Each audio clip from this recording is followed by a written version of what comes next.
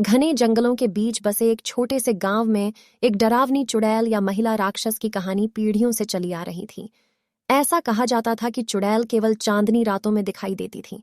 उसके बाल जंगली थे और आंखें भयानक रोशनी से चमकती थीं।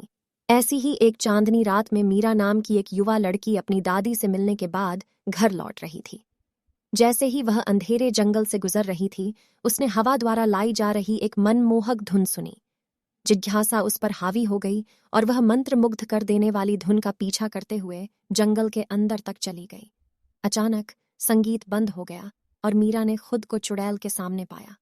डर से कांपते हुए उसे सबसे बुरे की उम्मीद थी, लेकिन चुड़ैल ने हमला करने के बजाय शोकपूर्ण स्वर में कहा। चुड़ैल शुरू हुई, मैं भी कभी तुम्हारी तरह औरत थी। शाप में फंसकर मैं मुक्ति की तलाश में इन जंगलों में घूमता हूं। हर रात मैं इस उम्मीद में गाता हूं कि कोई मेरे दर्द को समझेगा। चुड़ैल की दुखद कहानी से प्रभावित होकर मीरा ने सहानुभूति में हाथ बढ़ाया।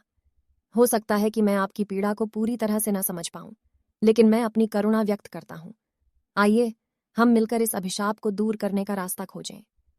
उस दिन के बाद से मीरा और चुड़ैल के बीच एक अप्रत्याशित बंधन बन गया।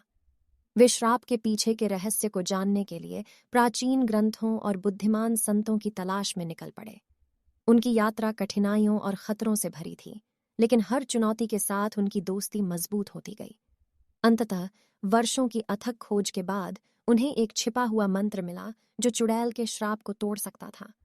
अपने दिलों में आशा के साथ उन्होंने मंत्र पढ़ा और चुड़ैल एक उज्ज्वल महिला में बदल गई।